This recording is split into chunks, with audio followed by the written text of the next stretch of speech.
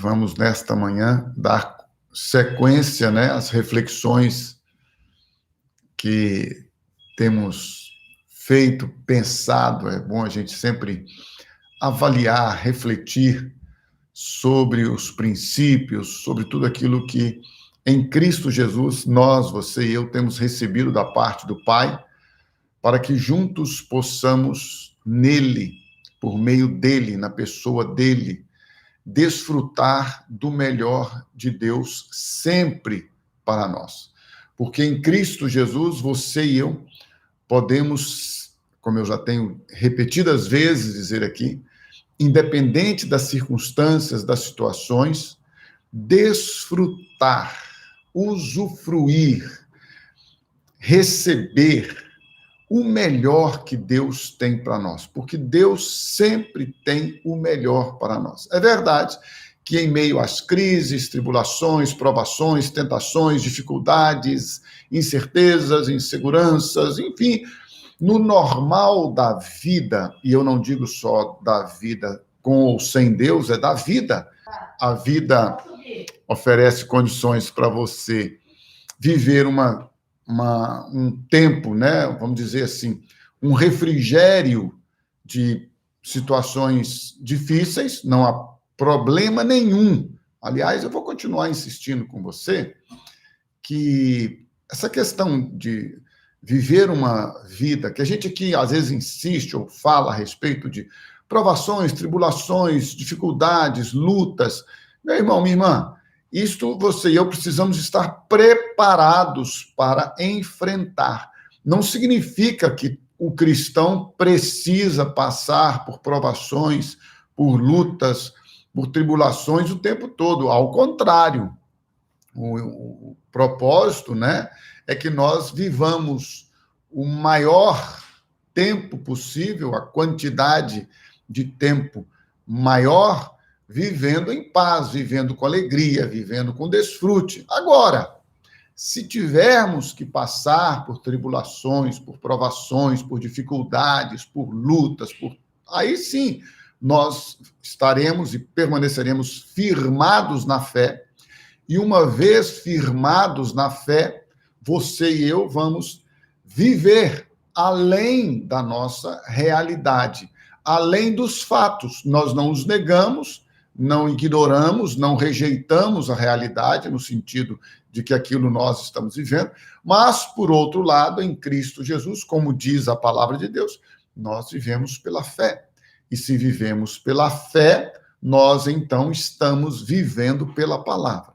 A palavra de Deus, eu coloquei como o tema desta manhã, nossa salvação. Porque a palavra de Deus fala a respeito de salvação, não como mudança de religião, e o mais importante é destacar que a salvação que a palavra de Deus nos propõe é a salvação do pecado. É você e eu experimentarmos uma vida nova, transbordante, poderosa, através do livramento, da libertação do pecado. Então, são duas coisas importantíssimas de você e eu entendermos.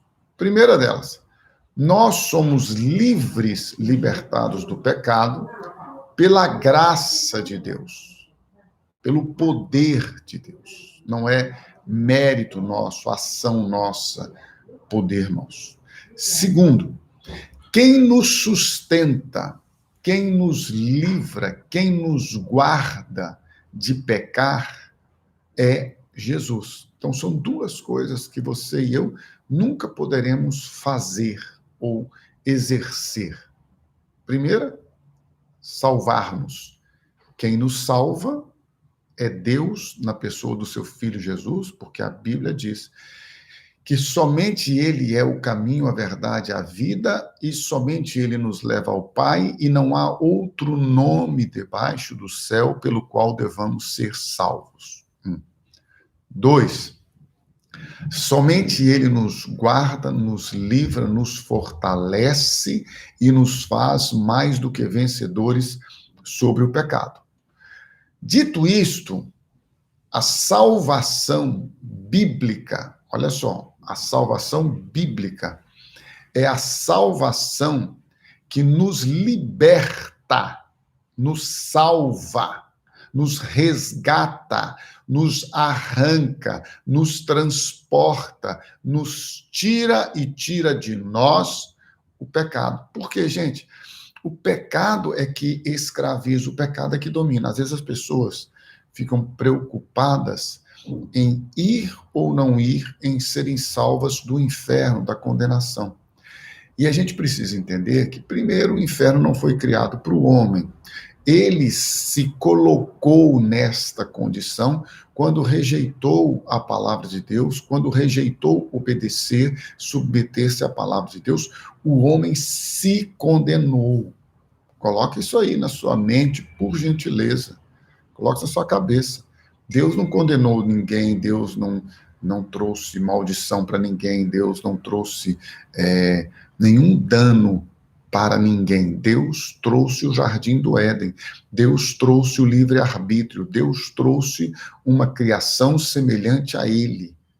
Isso que é importante destacar. As pessoas ficam destacando, principalmente aquelas que não entendem a graça de Deus ou que não querem entender a questão relacionada com a santidade, com a pureza, com a justiça de Deus, e ficam inventando um monte de coisas e elucubrando uma série de ideias, pensamentos, linha de raciocínio, interpretação daqui e dali. Meu irmão, a Bíblia é clara em dizer: Deus criou o homem à sua imagem e semelhança, Deus criou o jardim do Éden para o homem, dando a este homem o poder, a capacidade de usufruir de tudo naquele jardim, e deu para ele também um limite, uma ordem. Ele é Deus, ele é Senhor, ele faz o que ele quer, principalmente com aquilo que ele cria. Ele criou o homem, criou o Éden. Então ele disse: não vai tocar, não vai comer deste fruto aqui. Esse aqui está proibido, só isso. Qual o problema? Você tem o resto todo. Que coisa louca, né? Você tem tudo para desfrutar. Uma coisa que você não pode, sua vida acabou. Você tem bênção, você tem vida, você tem roupa que veste, você tem a comida que você se sustenta, que você se alimenta, você tem a cama que você dorme, o teto que te cobre. Aí, porque você não tem o supérfluo, porque você não tem a roupinha da grife que você gosta, porque você não tem a saída nos bares e restaurantes, as suas viagens, o seu supérfluo, aí você fica revoltadinho com Deus e acha que Deus é malzinho. Porque ele dá para o outro e não dá para mim. Larga de ser invejoso, vai trabalhar e, acima de tudo, esteja contente com o que você tem. Agora, o pecado, ele escravizando o homem, ele faz com que o homem se condene, traga para si a condenação. Jesus falou isso, que ele não veio ao mundo para condenar, ele veio ao mundo para salvar, que condenados já estão aqueles que não creem. Então, dentro disto, dentro desta medida de fé, Mateus capítulo 1, quando o anjo aparece a Jesus, achando-se Maria grávida, engravidada pelo Espírito Santo, não é? Ela concebeu do Espírito Santo, José, um homem justo, não queria difamá-la, então tentou deixá-la, mas o anjo então chama José e fala: José, vem cá, você não vai deixar Maria, você vai recebê-la como sua esposa e você vai fazer o seguinte: quando este menino nascer, você vai colocar o nome dele de Jesus. Está lá em Mateus capítulo 1, versículo 21. Ela dará à luz um filho. E você vai colocar o nome dele de Jesus. E esta palavra Jesus, ela significa: ele salvará o seu povo dos pecados dele. Ou seja, Jesus Cristo é aquele que nos salva dos nossos pecados, porque o pecado é que nos escraviza, o pecado é que nos condena. Então, ele nos salva dos nossos pecados. Se você puder abrir comigo em João capítulo 1, acho muito pertinente esta avaliação e este esclarecimento. João capítulo 1, quando Jesus está caminhando em direção a João Batista, seu primo, filho de Isabel e de Zacarias, aquele João que teve a sua cabeça decepada por rejeitar a atitude adúltera de um rei, que é assim, né, gente? A gente não quer, a gente quer o favor do rei, né? Mas a gente não quer enfrentar o rei. o governante que se coloca em injustiça contra a palavra de Deus. Aliás, fica aqui uma dica boa para você, viu? Se você quer se envolver com o social, lembre-se que muitas vezes a sua cabeça será colocada a prêmio, porque você terá que enfrentar as injustiças dos governantes que não trazem justiça, que não são justos, porque quando o justo governa, o povo prospera, não é? Agora, quando o ímpio governa, precisa que realmente homens santos, mulheres santas de Deus, com um conceito de justiça do reino dele, enfrente, confronte, questione realmente, porque isto aí não é rebeldia, não é se rebelar. As pessoas confundem, às vezes. Nós devemos orar pelas autoridades, mas nunca, jamais nos calar diante do pecado, da iniquidade, da perversidade, da maldade de quem quer que seja. Você e eu não podemos nos calar. Então, este João aqui, que não se calou e por não se calar perdeu a cabeça, literalmente, foi servida em uma bandeja, mas enfim, este João que está batizando, que é o precursor do anúncio do reino de Deus, ele estava anunciando a chegada de Jesus, e então ele se depara num momento em que ele está ali anunciando a chegada de Jesus, anunciando que os homens se convertam, e diz o Evangelho de João, este aqui não é o João Batista, que é o João, discípulo de Jesus, que escreveu falando a respeito deste João, João Batista. E aí, então, ele diz, quando olha para Jesus, versículo 29 de João, capítulo 1, diz que no dia seguinte viu João a Jesus, que vinha para ele, vinha caminhando em sua direção, e disse: Eis o Cordeiro de Deus que tira o pecado do mundo. Então, olha que interessante. Maria acha-se grávida. O anjo aparece a José e diz para ele: você vai colocar o nome desta criança que está no ventre de Maria, Jesus. Porque Jesus significa, ele salvará o seu povo dos seus pecados. Antes de Jesus nascer. Jesus nasce, cresce, e agora vai caminhando em direção a João Batista, que está batizando as pessoas no Rio Jordão. E então, este Jesus, que caminha para o lado dele, João olha para ele e diz assim, o Jesus do ventre de Maria, João olha para ele e diz: Eis o Cordeiro de Deus que tira o pecado do mundo. E aí vem aquela perguntinha, né, só para implicar com as pessoas: tira ou não tira? Salva ou não salva? Jesus é aquele que nos salva ou não do pecado? Jesus é aquele que tira ou não tira o pecado? No Evangelho de João, capítulo de número 3, na primeira carta que o apóstolo João escreve, no capítulo de número 3, se você puder abrir a sua Bíblia lá, é muito interessante a gente poder conferir estas coisas, porque são princípios bíblicos, não é? São fundamentos que você e eu devemos nos firmar. Às vezes as pessoas perguntam para mim, mas funciona ou não funciona? Eu tenho gente aqui nesta live hoje pela manhã que está comigo desde quando nós começamos a Comunidade da Graça aqui em Governador Valadares, em 1989. E estas pessoas, como eu, logo no início, que decidimos crer na palavra e caminhar à luz das Escrituras, daquilo que estávamos ouvindo e recebendo, fomos muito criticados, porque dizia-se, isto é uma seita, isto é uma heresia, isto é algo que não vai acontecer. O que não vai acontecer?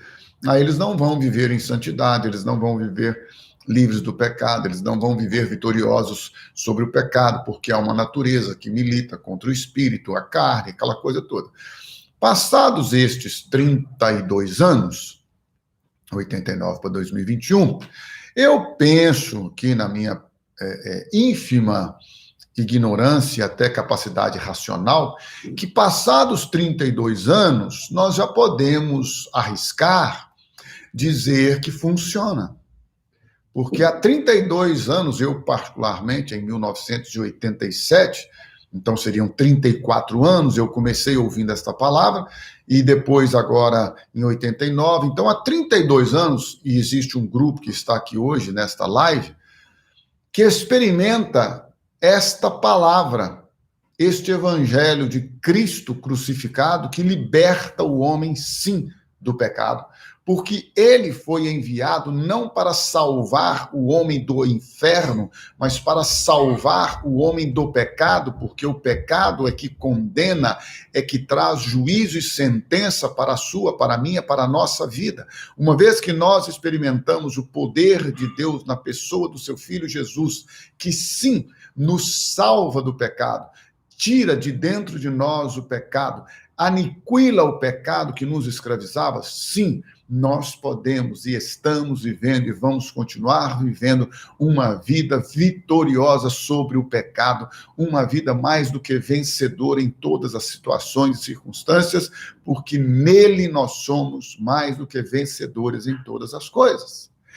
1 de João, não o João que foi decapitado, o João, discípulo de Jesus, aquele que assumiu a responsabilidade de cuidar, inclusive, da mãe de Jesus. Este João, amigo de Jesus, esse que andou com Jesus, que recostou sua cabeça no peito de Jesus, esse que estava ali vivendo, né, dia após dia, viveu todos aqueles anos com Jesus. Este João, ele escreve assim na sua primeira carta, e ele diz, no versículo de número 8, 1 de João 3, 8. Aquele que pratica o pecado procede do diabo. Aquele que vive na prática, aqueles que Jesus disse, nunca vos conheci, apartai-vos de mim, vós que praticais a iniquidade. Lembra-se? Está lá no Evangelho, né? Então, vocês apartem de mim. Jesus falou isso, Mateus retratou isso. Porque o diabo vive pecando desde o princípio. Então, eu acho que isso aqui para nós é ponto passivo, né? A gente não vai entrar em discussão. Eu acho que todo aquele que crê em Deus e crê na Bíblia sabe que o diabo vive pecando desde o princípio. O princípio aqui, obviamente, é o princípio quando você e eu sabemos que Deus estabeleceu para que Lucifer, né, Satanás, estivesse coordenando toda a harmonia musical no céu, na verdade, mas ele se rebelou contra Deus, trouxe para si condenação e passou esta condenação àqueles que se rebelaram também. Jesus Cristo, então, 1 de João, capítulo 3, versículo 8, diz, para isto se manifestou o Filho de Deus, para destruir as obras do diabo. Ora, se a Bíblia diz que o diabo vive pecando, diz que as obras dele estão baseadas no pecado. Para isto, o Filho de Deus se manifestou, para destruir as obras do diabo. Todo aquele que é nascido de Deus não vive na prática de pecado. Ninguém é impecável. Mas nós não vivemos escravizados pelo pecado e não vivemos no pecado. É por isso que o cristão, ele pode pecar ou não pecar, porque ele é livre. O escravo, ele peca porque ele quer satisfazer os seus desejos e instintos carnais, ainda que ele se arrependa destes, mas vem a repeti-lo. É isso que funciona. Por isso que o bem que eu quero fazer eu não faço, o mal que eu não quero esse eu pratico. Ora, se eu faço o que não quero, já não o faço eu, mas o pecado que habita em mim. Romanos capítulo 7, versículos 19 e 20. Se você é destes que não faz o bem que quer, mas sim o mal que não quer, você é escravo do pecado. Se você é escravo do pecado, você precisa ser livre do pecado. E para ser livre do pecado, nada melhor do que experimentar a libertação por meio de Jesus Cristo. Porque ele é Jesus, aquele que salva o seu povo dos seus pecados.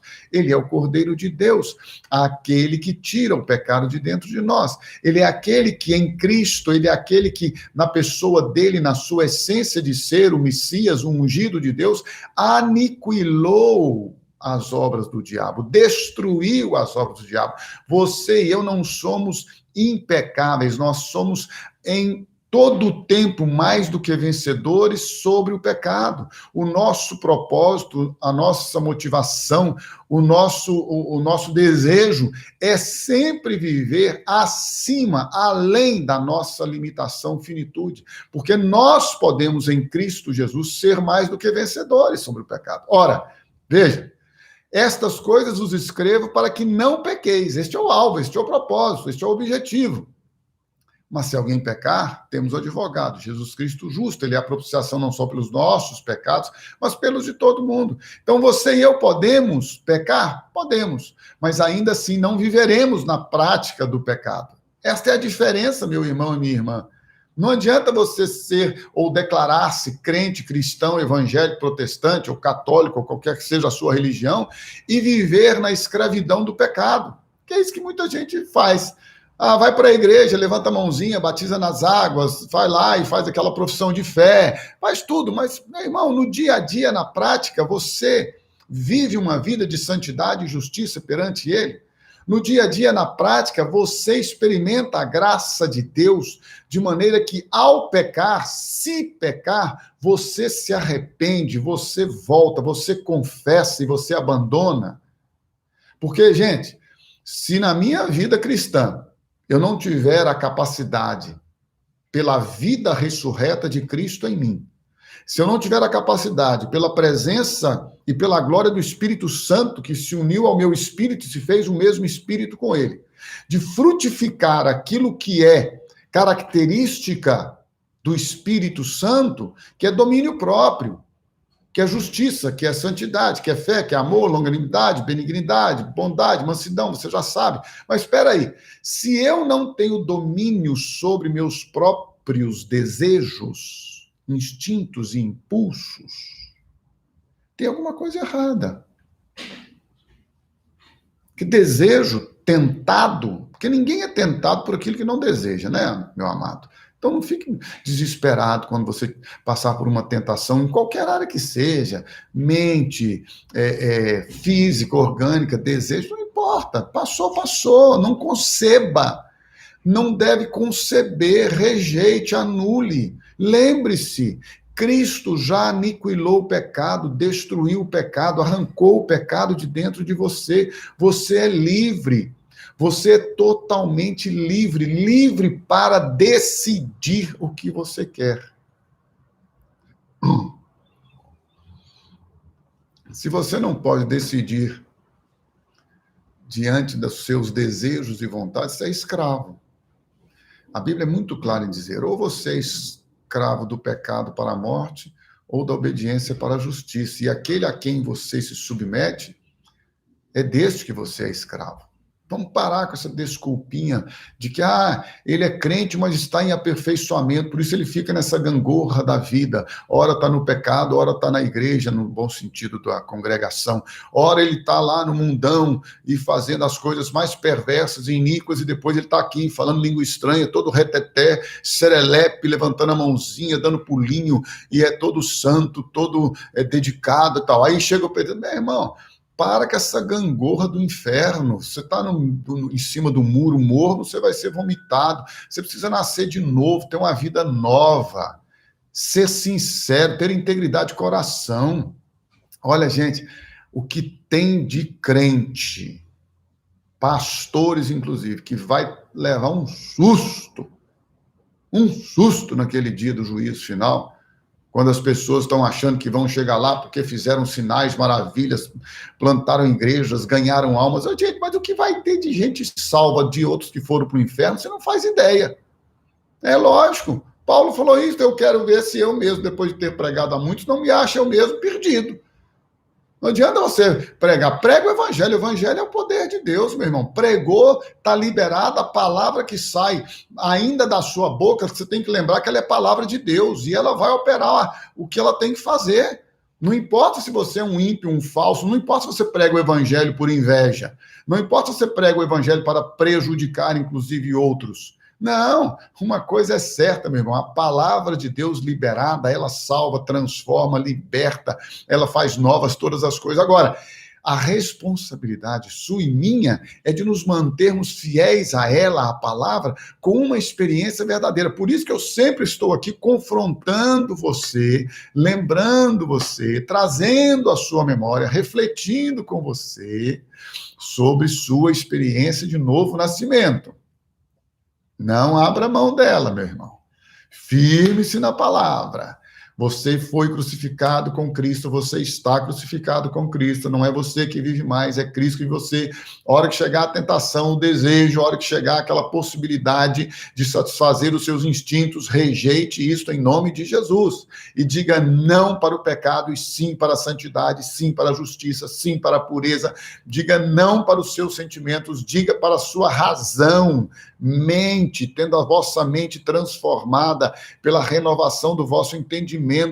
Diga para a sua mente, razão, você não vai permitir que a minha emoção, instinto, desejo vá ser satisfeito. Não, hein?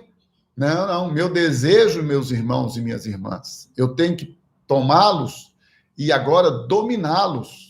O pecado está à porta batendo, mas quem domina a minha vida sou eu, quem governa a minha vida a partir do Espírito Santo, do reino, do governo, da autoridade de Deus que habita em mim, sou eu. Quem decide o que eu faço, o que eu não faço, sou eu. Aliás, só lembrando aqui algo que meu amado Osmar está aqui, elogiando-me dos meus cabelos grisalhos, muito obrigado, mas eu nunca esqueci, e dito isto todos os dias, é difícil eu atender alguém que eu não cite esta célebre frase que aprendi com este meu amado, precioso amigo, discipulador e mentor. Nunca reclame daquilo que você mesmo permite. Vou repetir. Nunca reclame daquilo que você mesmo permite. Gente, esta frase, este pensamento, este conceito, isso já me livrou de tanta murmuração que você não faz ideia. Às vezes eu estou no meio do caminho de uma murmuração, no meio do caminho, começo assim a falar, reclamar de uma situação ou outra, aí eu me lembro. Falou, opa! Quem está aqui comigo e me conhece, sabe, anda comigo, sabe, que eu cito isso direto. Peraí, por que eu estou murmurando e reclamando de algo que eu mesmo permiti que fizessem comigo? Por que eu estou reclamando de algo que eu mesmo permiti que eu criasse, que eu fizesse, que eu... Não. Desculpa. Olha aqui, ó. Vou eu de novo aqui, tá?